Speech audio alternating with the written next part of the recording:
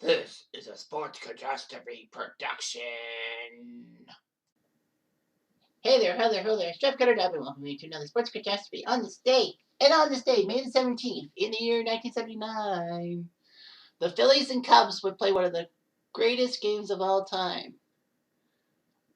Don't believe me? Look at that book title. There's, I would say, even a book about it. It's like, what? There's a book about it? Yep, I'm afraid so. There was a book about it. As you can see on the screen, it's not some kind of plug. It's just the fact that when I looked at image search, it was like, wow, look at that. So it might end up on my bookshelf one of these days. Anyway, so the Phillies and the Cubs were playing each other. The Phillies were 23-10 heading to today's game, and the Cubs were 16-15. So needless to say, the Phillies were decent in 1979, and the Cubs were just putrid in the 1970s. It was a lovely Thursday afternoon. 14,000 fans at Wrigley Field. Kind of stupid, don't you think, when you can have 35,000 fans. Anyway,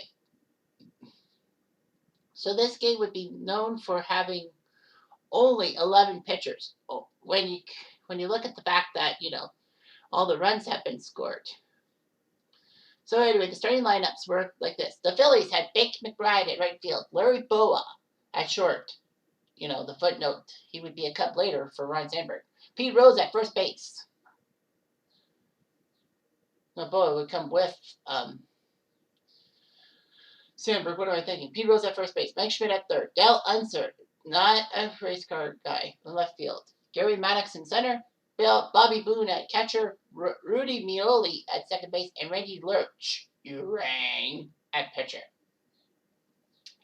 The Cubs had Ivan DeJesus at shortstop. Of course, he would be traded for Boa later on. Mike Pfeil in right field. Bill Buckner, yes, that Bill Buckner at first base. Dave Kingman in left field. Steve Ontiveros at third. Jerry Martin in center field. Barry Foote at catcher. Ted Sizemore at second base, not the actor. And pitching, future Blue Jay, Dennis Lamp. It was an iconic game. Well, the first major strike was Mike Schmidt, the guy who keeps hitting home runs like there's no tomorrow, and the Phillies' all-time legend. Sorry, Steve Carlton.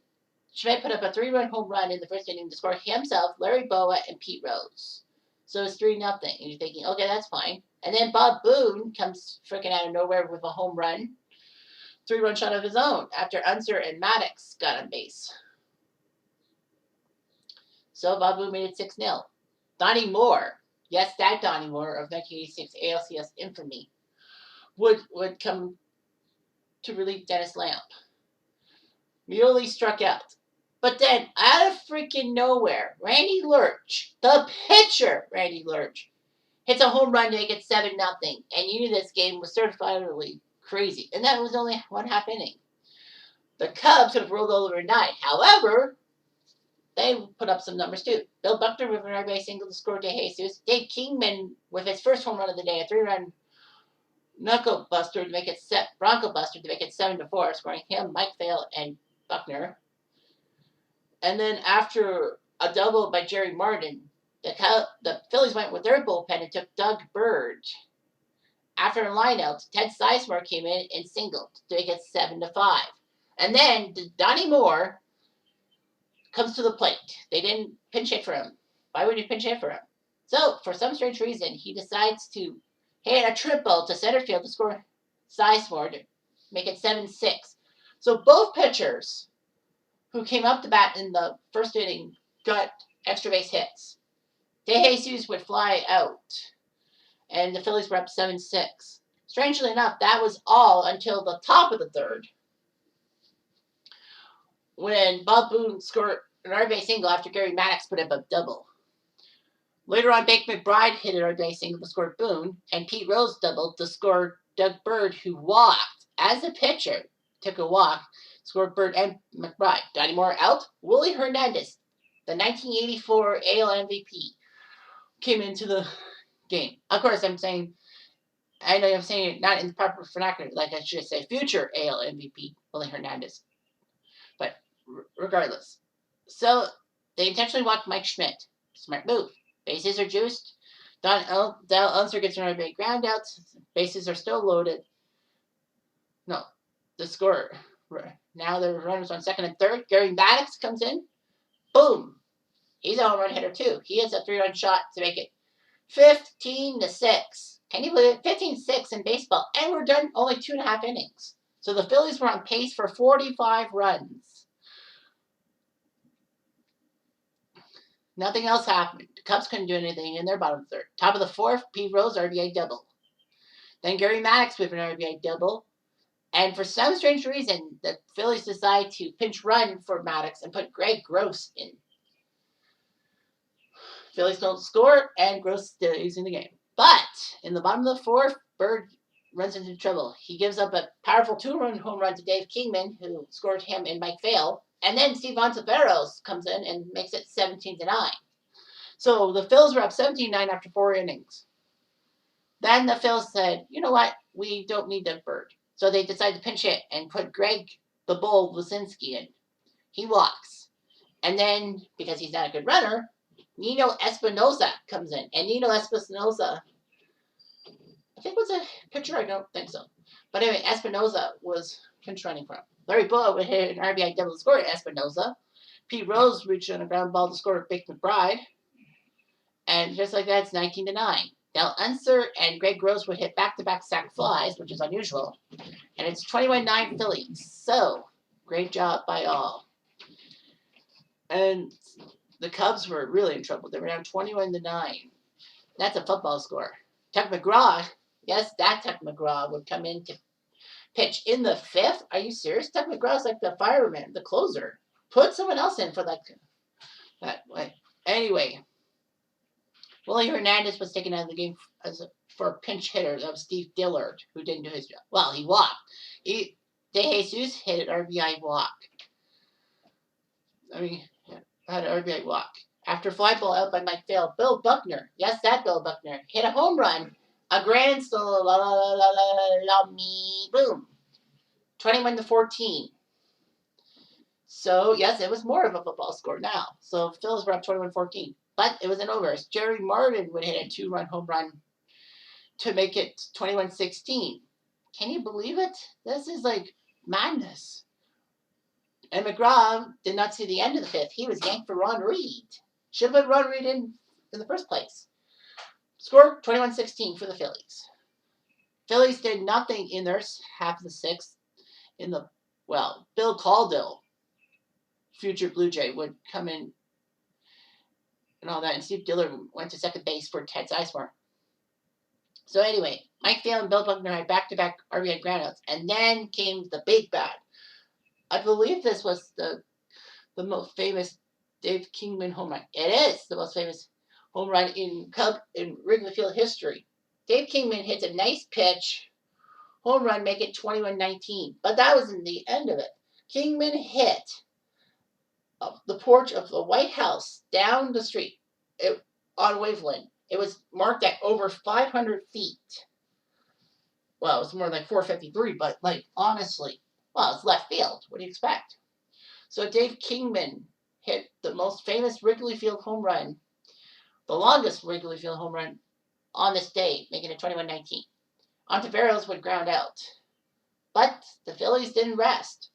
Bob Boone hit an RBI double to make it 22-19. Ray Burris will now be the new closer. Future Expo from 1981. Bobby Mercer would go into right field for Mike Vail. Yes, that Bobby Mercer, who would become a New York Yankee that year, if memory serves me right, and had to read the eulogy at Furman Munson's funeral. Yes, this was the year Furman Munson died. Parabels later, 22-19, no big deal. And then Larry Bittner became a pinch hitter for Steve Dillard and grounded to double play. Phillies still up 22-19 after 7. Mick Kelleher came in to play second base. Phillies did nothing in their half. Scott Thompson, that's not the guy from Kids in the Hall. He pinch hit for Ray Burris and would single. Bill Buckner would single to score De Jesus to make it 22-20.